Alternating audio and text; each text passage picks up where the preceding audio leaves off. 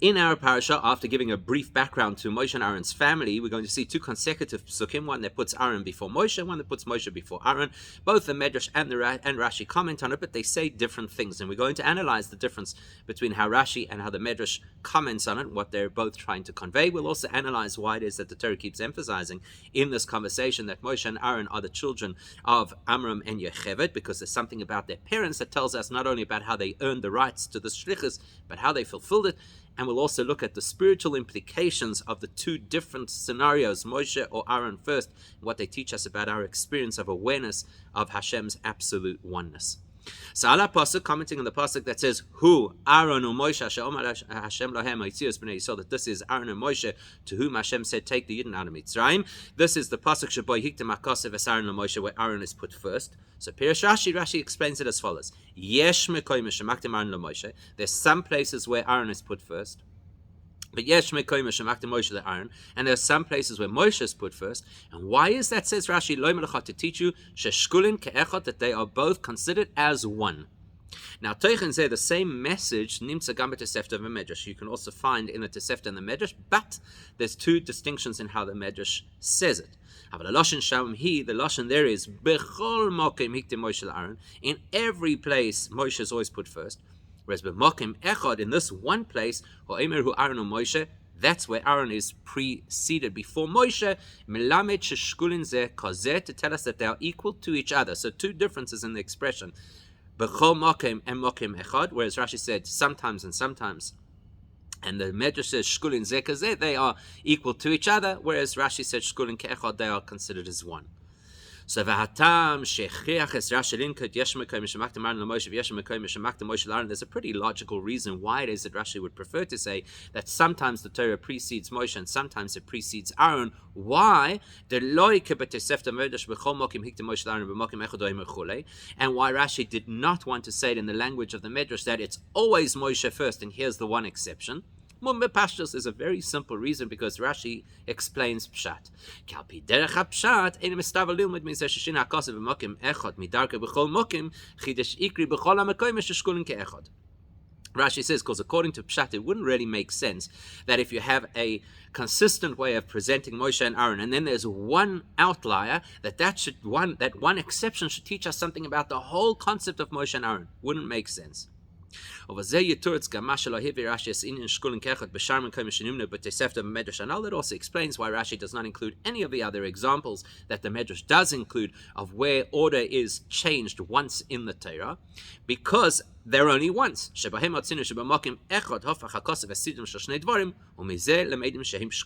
Because all of the other examples that the Medrash included were dafka examples where it's only one time that the Torah changes the order of things, and that the Medrash extrapolates is to teach us that they both have equal weight. And it's rather Rashi would say, if the Torah presents Moshe and Aaron as an example, always in a particular order, if there would only be one time where Aaron is put first, that would be for a specific reason that fits into the context of that particular place where it occurs. And here's an example. Look how Rashi explains the pasuk that says that a person is required to be in awe of their mother and their father.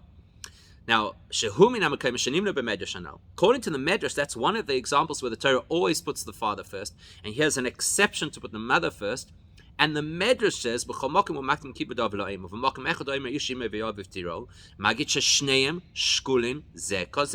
Medrash learns from the one exception that mother and father are equal both in terms of how we have to respect and be in awe of them. Rashi says differently. Rashi says, Kan, here in this scenario where we're talking about awe of parents, hiktim of, aimla of, that's where I put the mother first. Because the nature, as Hashem knows, is that a person is typically more in fear of their father than their mother. And when it comes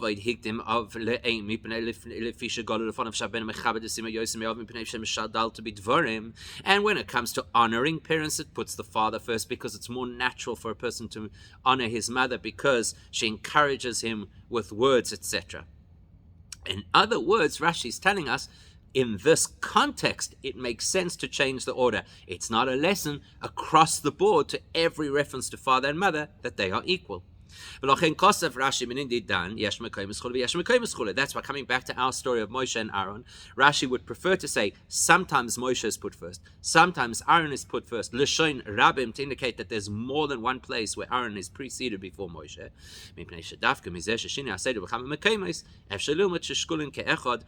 Because, as far as Rashi is concerned, according to Pshat, the only way that you could learn that Moshe and Aaron are equal is if the Torah does it more than once, to put the one before the other. So that we get.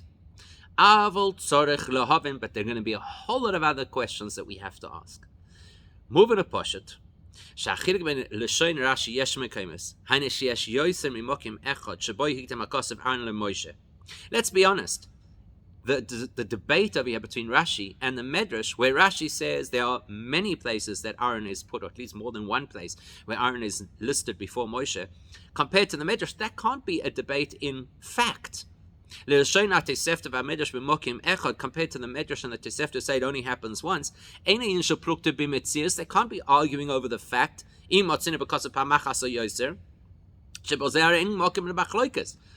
Either there is more than one place in the Torah where Aaron is put before Moshe, or there isn't. That's not subject to debate. So what is the distinction between Rashi's opinion and the Medrash? The difference is, the question is, if there are other psukim, which there are, where Aaron is listed before Moshe, is it are those places also part of the explanation, as Rashi would say, as part of the explanation that Moshe and Aaron are equal? Or are they contextual? In the other places, it has to be that Aaron is put first. And we're about to see some very simple examples of that. Let's look at the other three places where we find Aaron's name before Moshe. Just a few lines earlier in our parasha, where it says that Amram married Yocheved, and then it says that Aaron and Moshe were the two children. Well, there it's logical that Aaron should come first, because that's the Seder Dvarim, that's the chronology of how it happened. The second example would be in Parashat Bamidbar, where it says, "Ve'ele told us Aaron and Moshe." These are the children of Aaron and Moshe, and then it talks about Aaron's children. So logically, Aaron is first. And Gimel, but Parashat Pinchas Vatel Amram es Aaron ves Moshe. There also, it's telling us that Amram had Aaron and Moshe. It's chronological. So in all three of those examples, you could say the fact that Aaron is put first is logical and not necessarily a proof to the concept that Moshe and Aaron are equated. So moving bepashta satam ledasat tosefta v'amedrash mipsukim elo ein ledaik shem shkulin zeh kozeh. That's why the Medrash does not want to use any of those psukim to try and teach us that Aaron and Moshe are equal. Me'achas shemidabrim oidas leidas Aaron and Moshe are told the same, because those are psukim that are either speaking about how they were born, where Aaron was born first, or about their own children, where obviously it makes sense. First you list Aaron and his children, and then Moshe and his. And that's why the Medrash would say, I don't believe that those psukim are there to illustrate us that Aaron equals Moshe. Those psukim, it only makes logical sense that Aaron would have been put before Moshe. So there's only one place where it occurs that Aaron is before Moshe, not because of context, and that's to illustrate us that Moshe equals Aaron. Which raises the question about Rashi. Rashi is of the view that there are multiple places where Aaron is put before Moshe for the purpose of showing us that Moshe and Aaron are equal. How does Rashi see that in those three psukim? Or especially when you consider that Rashi follows the Pshat approach. And according to the Pshat approach, the Pshat is that in each of those psukim it makes sense for Aaron to go first. He was born first, and therefore he is listed with his descendants before Moshe. So how does Rashi see in those psukim evidence to the fact that the Torah wants us to know Moshe equals Aaron? So, perhaps we could answer Shein Kavonas Rashi the Pesukim Vatelet Desarim Ves Moshe B'Parshas Seinu V'Telet Amram Vesarim Ves Moshe B'Parshas Pinchas. Maybe Rashi isn't in fact referring to the two Pesukim which actually speak about the birth order of Aaron and Moshe, our Parsha and Pinchas, because maybe there Rashi agrees. Look, it has to be that that's the order in which they were born. Maybe he's only referring to the pasuk in Bamidbar that says these are the descendants of Aaron and Moshe, which is not talking about their own birth, but rather about their descendants. And Yeser al Kain, in fact, go read what's happening over there in Bamidbar. You'll notice something really intriguing.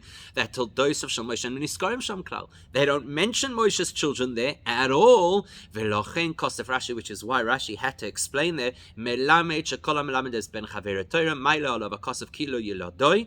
From here we learn that whoever teaches somebody else's children Torah, it's as if you become their parent. Because Moshe had taught Torah to Aaron's sons, that's what Toldos Moshe and Aaron includes Aaron's sons. And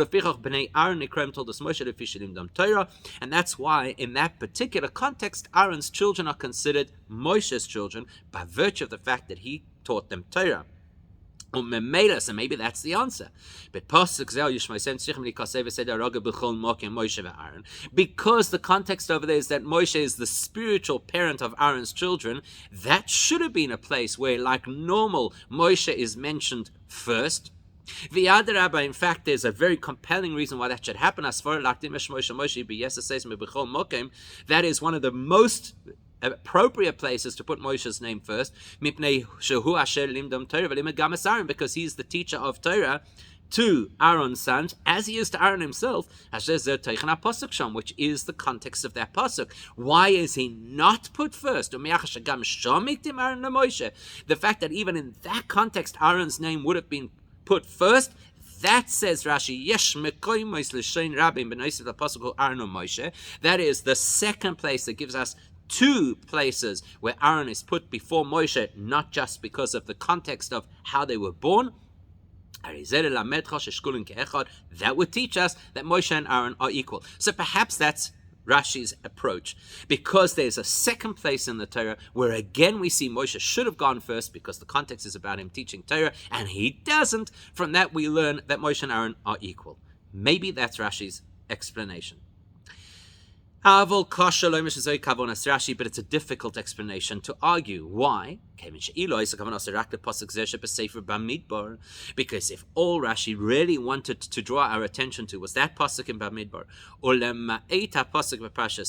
and by virtue of that actually he'd be excluding the pasuk in our parasha where Aaron is put first, Rashi would have said so. The fact that Rashi just says there are some places where Aaron is put first, that implies there are places we have already learned. Remember, Rashi typically does not bring evidence from something we haven't yet learnt about without telling us. Or at the very least, it would have been somewhere in what we're about to learn in the next parasha or two. So we're not yet clear how it is that Rashi, according to Pshat, arrives at the conclusion that there are different places where Aaron belongs after Moshe and is placed before Moshe to illustrate that they're equal. There are other questions we have to understand about Rashi's commentary. Let's look at Rashi's commentary based on how he begins his interpretation. This is what he says. Hu Aaron Moshe. He says, this is Aaron and Moshe. Elo, says Rashi, the ones who were previously mentioned, Sheyoldo Yocheved le Amram, who Amram and who Yocheved gave birth to for Amram. Hainu, in other words, Rashi is making a direct link between this pasuk and a few psukim earlier where we were told that Aaron and Moshe were born to Yocheved and Amram. Now, if that's the case, and Rashi is linking it to their birth order, who Aaron or Moshe, then it makes sense that Aaron is mentioned first. How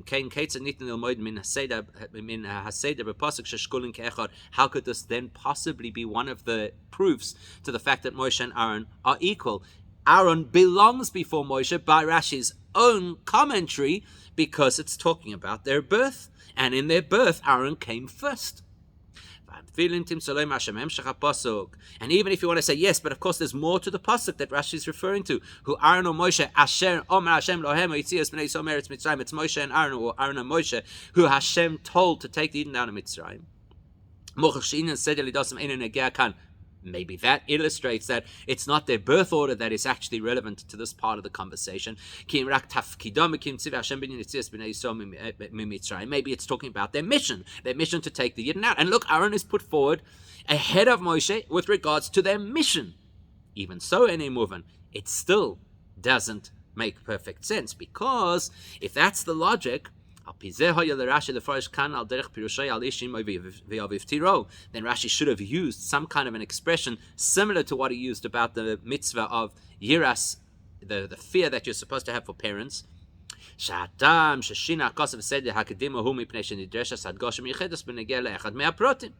Over there, what did he say? He said, there is a reason why you would think that you naturally fear your father first, therefore the Torah changed the order to teach you that detail. Rashi should have said something similar here. He should have said over here, the fact that in this pasuk it puts Aaron first, Rashi should have spelled it out and said that by putting Aaron's name first, the Torah wants to emphasize because the context over here is to discuss and describe their shlichus to take the Yidden out of Mitzrayim. And logically, when we're talking about the mission to take Jews out of Egypt, Moshe is the central player. He's the one Hashem chose. He's the one who has the shlichus.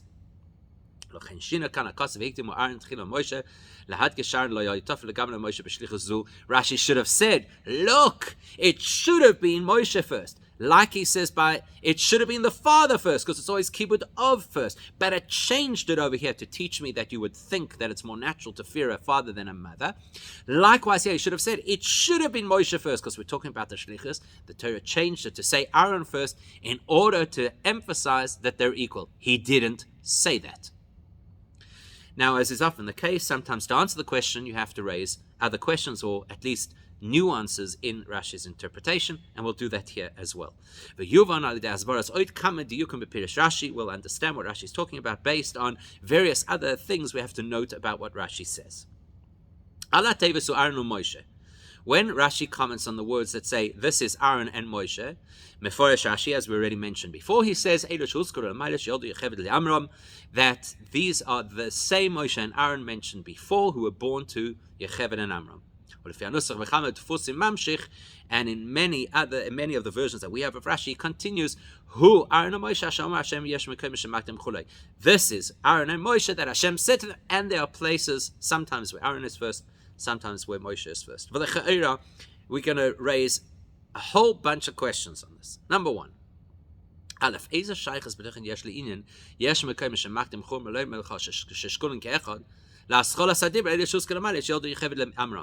Rashi's goal is to tell us that sometimes Aaron is put first, so that you'll know that Moshe and Aaron are equal, why is it relevant over here to mention they're the ones who were born to Yocheved and Amram? How is that part of this conversation? It's perhaps important information for us to know, and we should have known it on our own, but why is it relevant to this conversation? Number two, base. If, as we assumed, Rashi's goal is to explain to us how come sometimes Moshe is first and sometimes Aaron is first,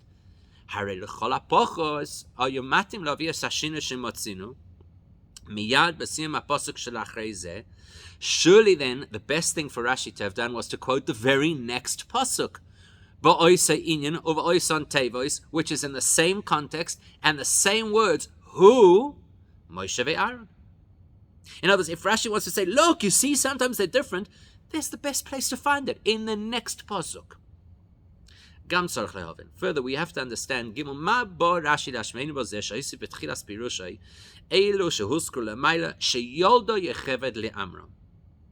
why is it necessary for Rashi to tell us this Aaron and Moshe is the same Aaron and Moshe mentioned earlier who were born to Yocheved and Amram? What, would you think there's someone else? Would you think this is a different Aaron and Moshe to the ones we've just read about? Also, Madua nokat Rashi haloshen sheshkulun ke'echad. Why does Rashi use the expression that it's to teach us that Moshe and Aaron are equal as one? Why not use the same language that the Medrash used, which is to say they're equal to each other? And hey, ve'ikar, the main question we have to raise over here is, how could you suggest in reality that Moshe and Aaron are equals? How can you say they're equals? Even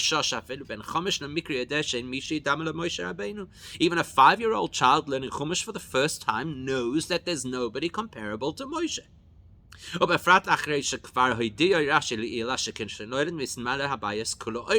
Especially when we know already, Rashi told us previously that as Moshe was born, the entire house was filled with a holy light, and we all know that he is the one Hashem elected to take the Jews out of Egypt, and many other proofs of the fact that Moshe Rabbeinu is the greatest. Rashi doesn't even tackle that question. It's the most glaring question. How could anybody suggest that Aaron or anybody is equal to Moshe? He doesn't speak about it. Now, before we can totally unpack this Rashi, we got to go to the next pasuk and see something else that Rashi says. In the next pasuk, Rashi quotes the words that say, they, Aaron and Moshe and Aaron, are the ones who spoke to Paroi. Or Pirush, and he says something again, which, do you really need to know this? Heim shenitztavu, heim shekimu. They were the ones who were instructed to go to Paroi, and they upheld and fulfilled their instructions.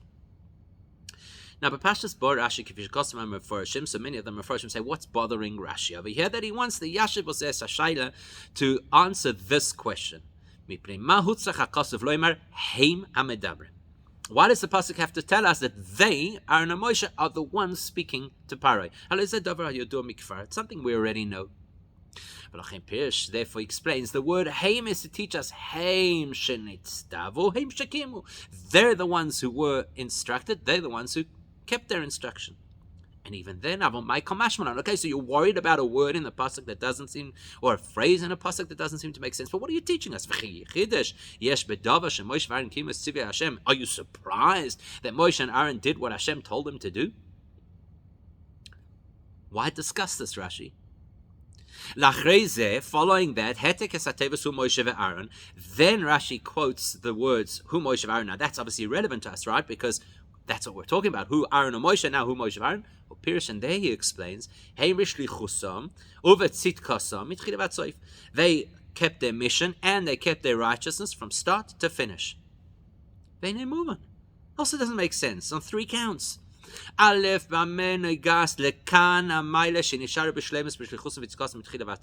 it relevant at this point in the story to know that they remained faithful to their shlichus and to their righteousness right till the end? Why is it relevant here?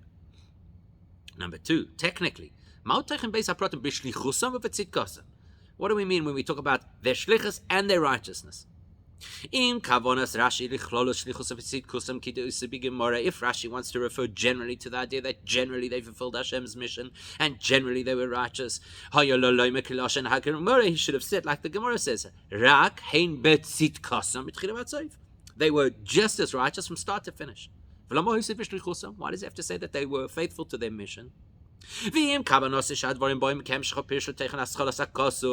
if you want to say, because Rashi is pegging this to what he already explained at the beginning of the pasuk, that they fulfilled the shlichus they were given, then Rashi should have highlighted the fact that they remained faithful to their shlichus, and he didn't have to talk about the fact that they were righteous. Why do I need this? And lastly, why does Rashi use the word Haim at the beginning of his interpretation? Why didn't he just flow the words straight into his Pirush as he usually does, where he should have said, it's Moshe and Aaron who were faithful to their shlichus and to their righteousness from start to finish. And so we have to really understand what's bothering Rashi over here. What did Rashi really want to tackle with all of this information that is just raising so many questions for us? The explanation is exactly that. What question is Rashi really tackling? The question Rashi is tackling is, before we get into the details of the wording of these two psukim, Rashi is bothered by the fact of why do we need these two psukim at all? Earlier in the parasha, we already know that Hashem spoke to Moshe and Aaron and instructed them what they should do. Rashi actually tells us, why do we have this pasuk here? Because the Torah paused in the middle of telling us about their shlichus, just to briefly tell us their yichus, their lineage, who they are. Once the Torah has filled in their backstory, who their family is, then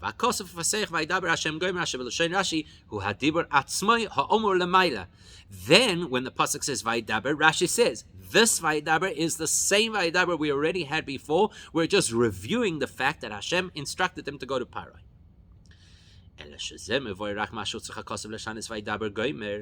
That explains why the Torah repeats the word Vaidaber again. But what it hasn't yet addressed is, why does the Torah add so much more information?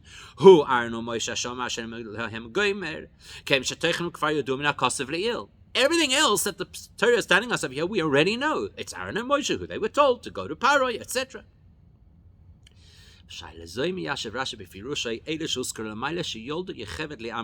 Rashi tackles that by reminding us, and not just reminding us, but highlighting this is Aaron and Moshe who were born to Yocheved, married to Amram. Knowing that gives us a tremendous amount of context over here. In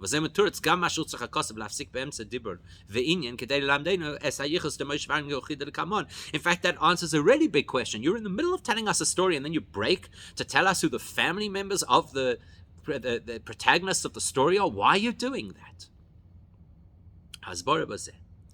So in order to understand this, let's see who is Yocheved and who is Amram, and why are they relevant.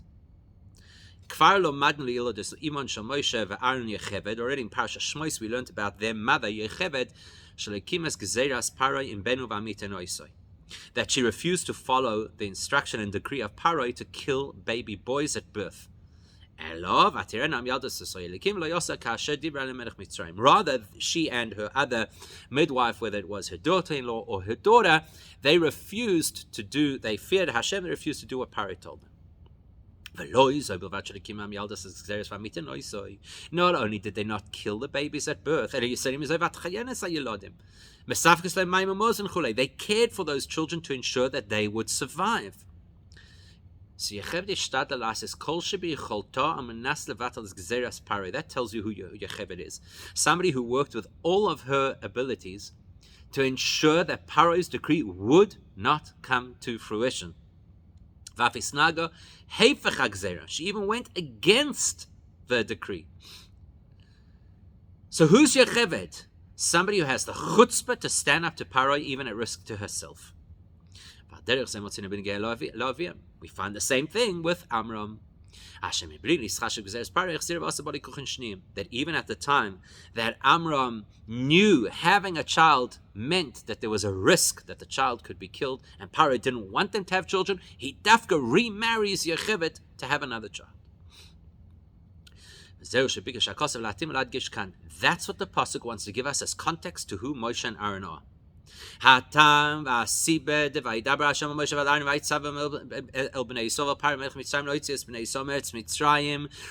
were they chosen to speak to the Yidden and they were chosen to tackle Paro? Why them?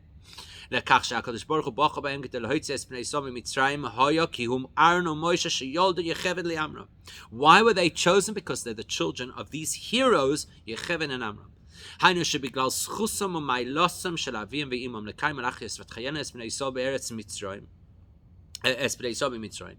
The fact that their parents were people who put in so much effort to the point of risk to their own lives to preserve and perpetuate Jewish life in Mitzrayim,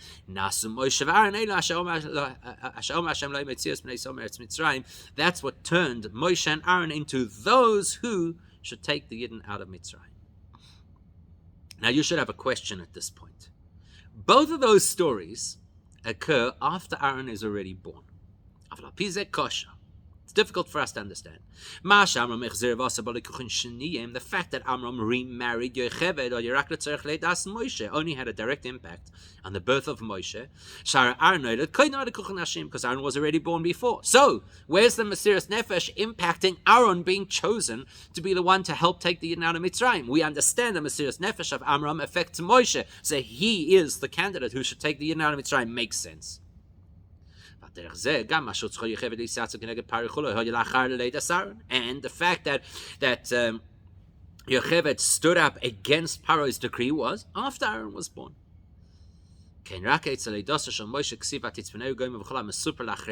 whole thing of hiding Moshe and all the details, that was Moshe.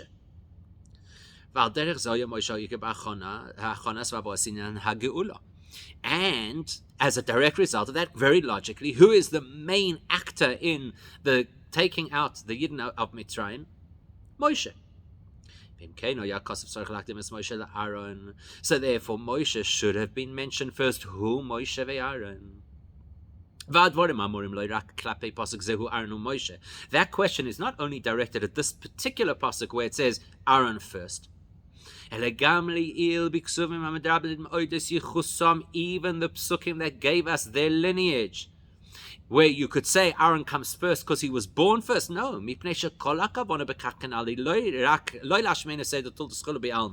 Why did the Torah in the middle of Voeira start telling us their family? Not to remind us of their birth order.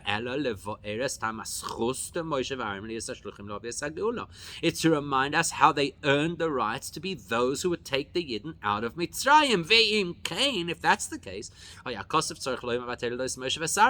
even there where it told us the Toldos, it should have put Moshe first.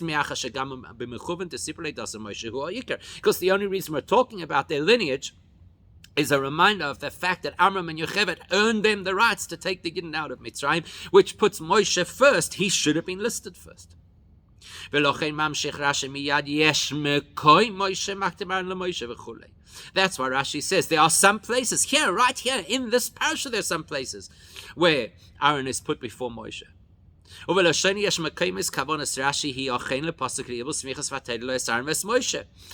is not relying on a pasuk that will come later in Bamidbar. He's referring to psukim right here in our parasha, one that's a few lines back, as well as our pasuk right here, to tell you that there are two scenarios where Moshe should have been put first, because the entire theme is about taking the Yidden out of Mitzrayim, where he is the main player, and yet Aaron was put before him. That teaches us that they are as one. It's not like the Medrash insinuated that that they are equals. They're not equals. Which would imply that Moshe and Aaron are at similar levels of spiritual greatness. They're not. But in this context, which is the story of their mission to take the Yidden out of Mitzrayim, here they are one. What makes them one is their shared equal role in this particular shlichus. So it's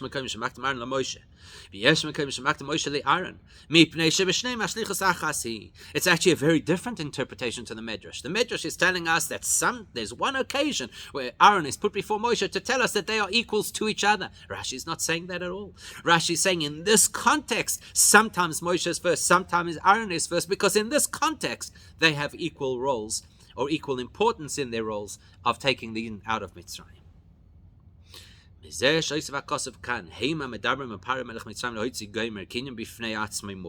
the fact that over here the Torah not only repeats, but it almost makes it like a standalone piece of information that they are the ones who spoke to Paro, the king of Mitzrayim. That shows us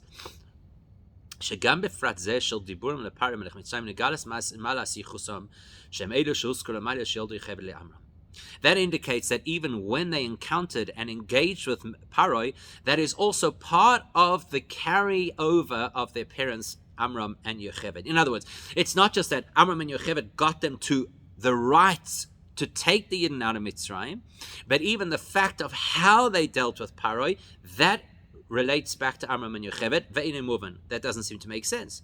What's the connection between Amram and Yocheved and the fact that they speak to Paro? Therefore Rashi has to tell us how. They were the ones who were instructed to take the Yidden out of Mitzrayim, and they fulfilled that instruction.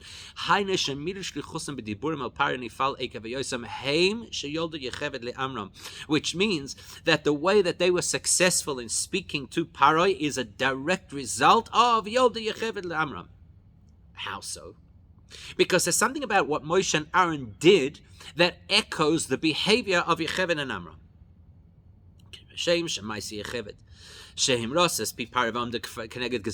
Let's look at what did Yecheved do. She rebelled against Paroi.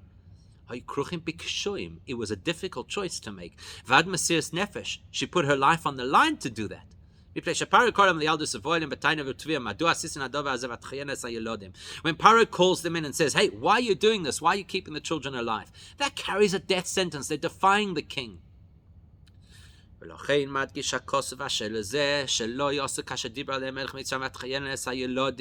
Torah has to tell us, how did they have the gumption to do this? Because they had absolute Yerushalayim. For which reason they were actually subsequently rewarded with an incredible sechar. They had this incredible dynasty that they built because of their dedication to Hashem. So what do we see about Yocheved? Not only did she defy the king, but to the point of Mesiras Nefesh. Similarly with Amram, the fact that he remarried Yocheved was a huge challenge and relied on many miracles, as Rashi explains. The same thing is what the Torah wants us to know about Aaron and Moshe when they confronted Paroi. Like their parents, it took a tremendous amount of trouble and difficulty to stand up and do the shlichus. Like, for example, in the end of Parashat Shmos, the Torah tells us, what did Paroi say to them? Why are you interrupting this national building project? Go back to your business. That's why the Torah tells us they are the same Moshe and Aaron who stood before Paro, which means that even in their conversations with Paro, not only how they earned the rights to have the shlichus, but the way in which they fulfilled the shlichus, reveals and attests to the fact that they are the children of Amram and Yocheved. Meaning, the fact that Hashem told them to take the Yidden out, it's because they inherited and they upheld the greatness of Amram and Yocheved, which is that they want to do with every bit of their being to do what Hashem expected of them. As Rashi tells us, you could see it because they were instructed and they fulfilled exactly as they were instructed. Now you've made this absolutely clear. Who Aaron or Moshe? Then in the shlichus they're equals, and you've told me that they are attributed to Yocheved and Amram because they have the same dedication to their shlichus. Why then does the pasuk now repeat again? Who Moshe ve'Aaron? That raises three questions for us. Why is the Torah repeating itself? Why here is Moshe put first? The fact that Rashi spoke about psukim where Moshe is put first didn't have to be here. To prove to us that they're equals. And there are many psukim previously that show that Moshe comes first. And Gimel, it's very weird that the pasuk starts in plural by saying they spoke, and doesn't conclude in the same way. Loi hey Moshe ve'Aaron. It doesn't say they are Moshe and Elohu Moshe ve'Aaron. Suddenly it changes to the singular. He is Moshe and Aaron. To tackle that, Rashi explains, it means it's Moshe and Aaron who were absolutely faithful both to their mission and to their righteousness from start to finish.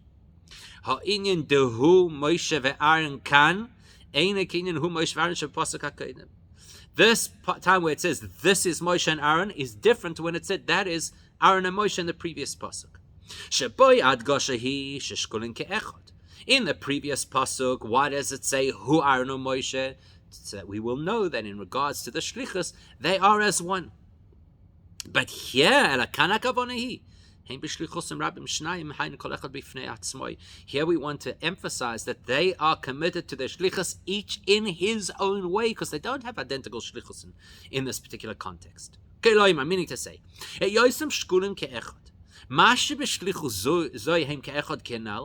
the fact that in the previous pasuk we pointed out that they are absolutely equal in their shlichus, what do we mean?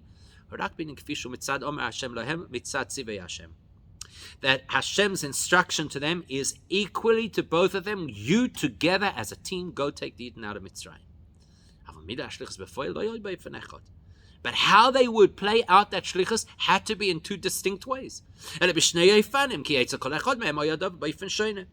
Each one of them had to manifest their part of the shlichus uniquely. So, does Hashem give them one shlichus? Yes. Do they fulfill it in identical ways? No. So, Heim HaMedaber. But Moshe, look at Moshe Rabbeinu. We find that Moshe gave pushback to Hashem. He says, why are you sending me? And the simplest explanation of that is mitzat tzidkas Moshe. It's Moshe's righteousness. Aaron is his older brother. He doesn't want to usurp his position. Whereas Aaron's approach to the shlichus was complete simcha from start to finish, a completely different playing out of the shlichus. Not like Hashem tells Moshe, you might have thought that Aaron will be somehow upset at you for taking greatness. And on the other hand, when it comes to actually playing out the shlichus, Moshe is the lead role, and Aaron is the voice box. Whether it's speaking to the Yidden or speaking to Paroi.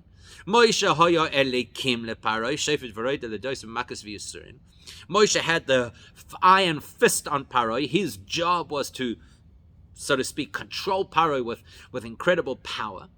And Aaron's job was to be the spokesperson. As Rashi says, you'll shape the words to kind of appeal to Paroi.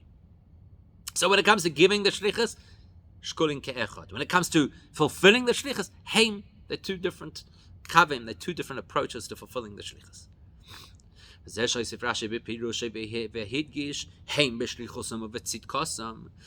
why Rashi has to say they are absolutely faithful to their shlichus and to their righteousness. In other words, what he's saying is that this singular expression, who, over here in this pasuk, kasha pasuk makdim Moshe Aaron, in the context where Moshe's name is put first, it's in the singular because we're addressing Moshe in one way and Aaron in another way. It's as if the pasuk had said, this is Moshe, this is Aaron. Which in fact explains what it means that they are dedicated to their shlichus and their righteousness from start to finish.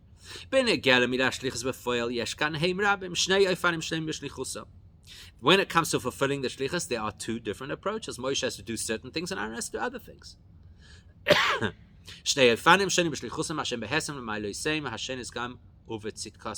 Two ways that they fulfill their shlichus, which are relevant to their two types of tzidkus. So, heim b'shlichusam uve tzidkasam. Moshe has his shlichus, which is relevant to his kind of righteousness, his level of being a tzaddik, and Aaron has his part of the shlichus, which is relevant to his part of his level of being a tzaddik. Now that we understand this concept, that what the Torah wants us to understand is that Moshe and Aaron are equal in the fact that they were given a shlichus to do together, which means each one had to apply their particular unique approach to that shlichus. And how did they do the shlichus?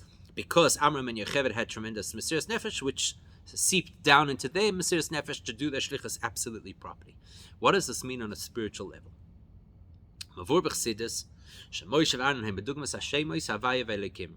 Chassidus explains that Moshe and Aaron, in a sense, represent the two names Havaya and Elikim. Mashenema hu Aaron Moshe, hu Moshe ve'Aaron, v'lo yehem Aaron Moshe gomer. The fact that it says it is Moshe and Aaron, it is Aaron and Moshe, is that we should clearly understand and appreciate that Havaya Elikim is one thing. Havaya hu Elikim yichud Havaya Elikim. That represents the union between Havaya and Elikim, two different experiences and dimensions of godliness.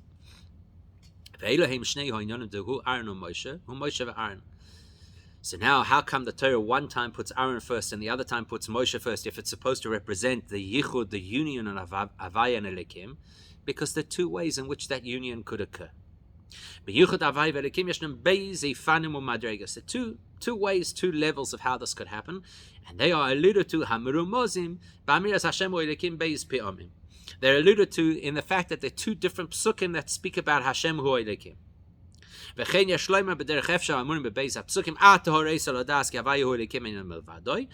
you could actually see it in two, not just the fact that it says Hashem hu Elikim twice, but that there are two different psukim. One that says you were shown to know that Hashem is Elikim, there's none else besides him. And the other pasuk is that you will know today and place it in your heart that Hashem is Elikim, in the heavens above and the earth below. There is nothing else. So that's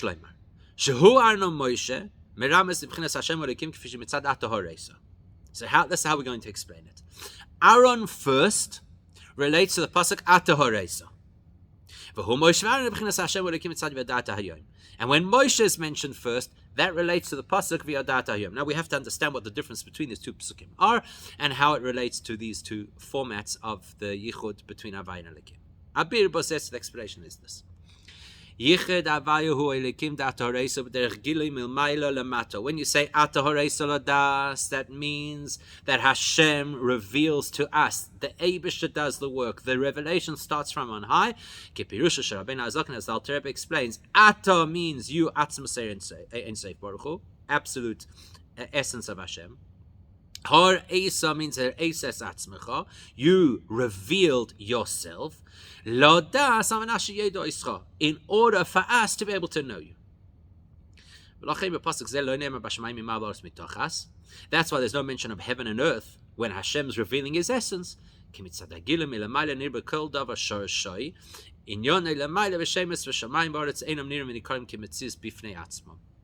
So when Hashem reveals his essence, when Hashem is the one exposing Havaya hu Elikim, you don't see the distinction between Shamayim, Oretz. Everything is as it sits at its root, and there's no distinction between different entities, each of which has its own identity, its own space, etc.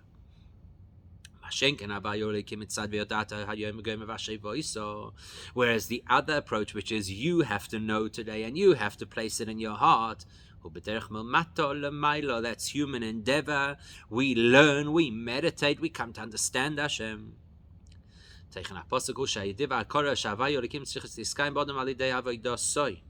That's where you come to recognize Hashem through your own efforts. That's why it does talk about Shamayim Ba'aretz. Hashamayim Ba'aretz and Pratim Nifradim u'Mecholokim, because my experience, my reality is that Shamayim, the spiritual holy realm, and Aretz, the physical realm, are separate. Which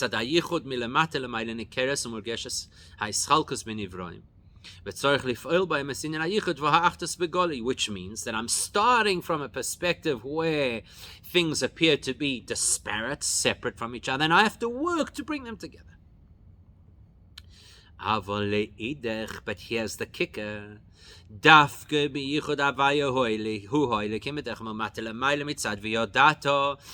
when human beings work hard and we learn about Hashem and we meditate and we daven and we try and explore and understand that Havaya hu Elikim,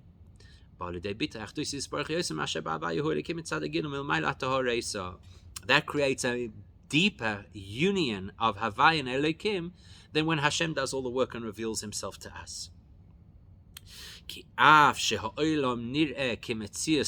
Because when we work this through on our own, then in spite of the fact that the world appears initially to be a place of disparity and separation, we are able,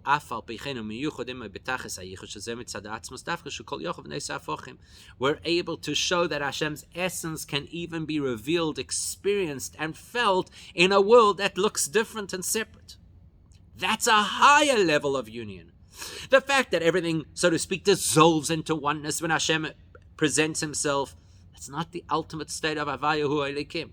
But when you have a world that looks like it's different to Elikim, looks like it's different to godliness, and we're able to reveal that's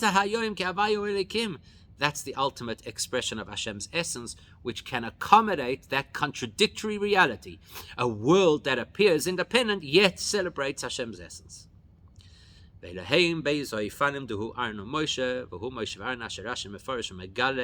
is what Rashi is telling us. Moshe Aharon. Says Rashi, who Moshe Aharon, what does that mean? They who were described earlier, born to Armam and Yecheved.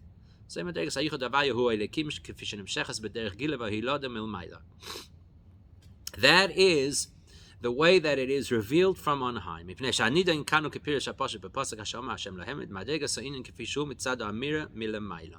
This is Atahorei Saladas.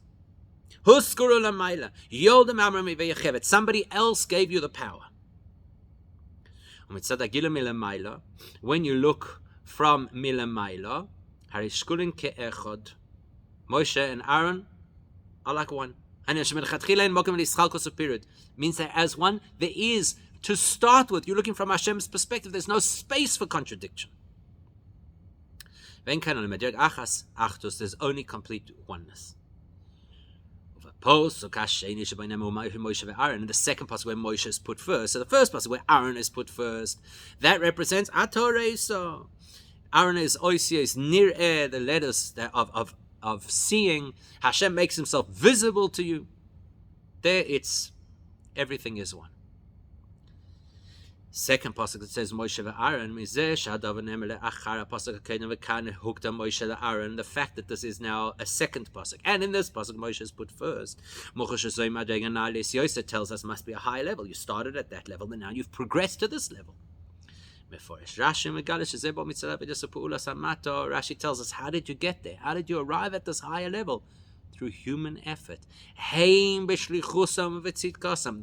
in their independent, unique ways, did their avodah and created this incredible space.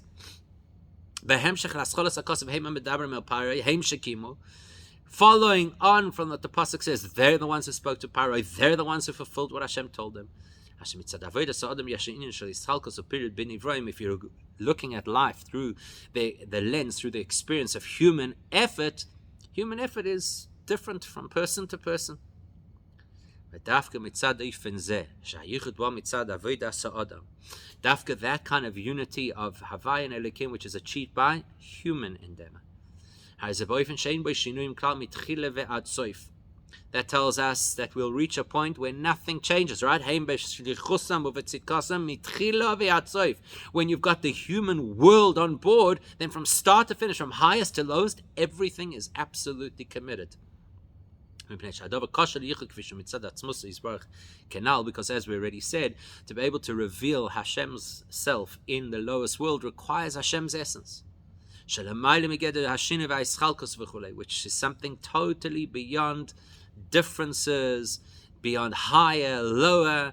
The fact that the lowest world can accommodate Hashem himself, that is a sign that you're dealing with Hashem's essence. That will be revealed in the future, when the world will be filled with knowledge of Hashem, and then we'll be zeicha to have Moshe and Aaron with us with the coming of Mashiach. Right now, obviously the implication over here is very much about our avodah, is what will make that happen. We should succeed in doing that immediately.